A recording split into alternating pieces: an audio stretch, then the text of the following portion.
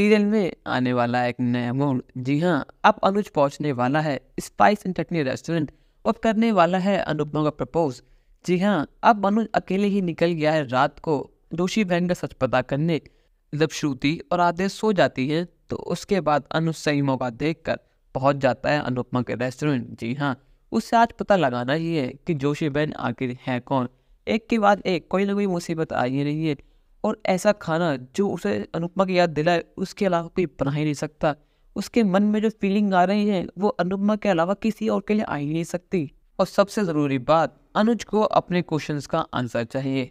उसे वो पूछना है कि जो 5 साल से उसके मन में बात दबी हुई है उसे उनका जवाब चाहिए। और उनका जवाब और कोई नहीं, सिर्फ अनुपमा ही दे सकती है।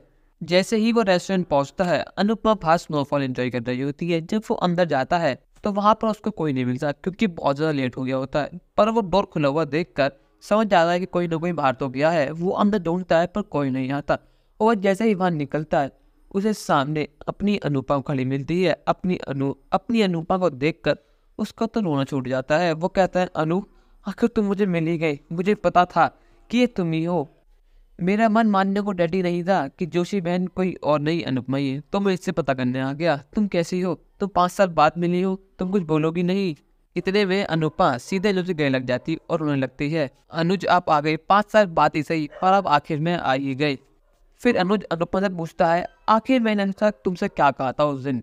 आखिर एक पति अपनी पत्नी से ये भी नहीं कह सकता कि तुम मैं थोड़ा टाइम दिया करो। मैंने तुमसे बस कहा था कि तुम छोटी और मुझे टाइम दिया करो, बस इतनी सी बात पे तुम हमें छोड़कर चली गई। अनुपमा उसमें कहती है कि एक पल के लिए सही आपने मुझ पर शक करा। आपको ये लगा कि मैंने छोटी अन्नू को ऐसे ही मरने के छोड़ दिया और सबसे आगे किंजल और परी को रखा। क्या आपको सच में लगता है कि मैं अपनी बेटी छोटी अन्नू को ऐसे ही छोड़ देती? उसके बाद अगर मैं रुक जाती तो हम दोनों एक दूसरे पर शक करने लगते। आपको लगता कि मैं छोटी से प्यार नहीं करती, तो इसलिए मैं आपसे डिवोर्स लेकर अलग हो गई। अनुज ये सुनकर कहता है, वाह अनु वाह, तुम और तुम्हारी सोच सबसे ही अलग है। पर फिर अनुपमा कहती है, पर एक बात ये भी है कि मैं आपसे आज भी इतना प्यार करती हूँ जितना पहले करती थी।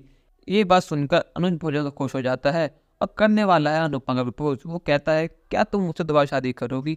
एक बार फिर ही सही, क्या हम दोनों एक हो सकते हैं? दोस्तों, आपको क्या लगता है जब श्रुति को यह बात पता लगेगी कि अनुज ने अनुपमा को प्रपोज कर दिया है तो उसका रिएक्शन क्या होगा? अपनी राय हमें कमेंट में जरूर बताएं और चैनल को नहीं सब्सक्राइब तो कर लीजिए। धन्यवाद।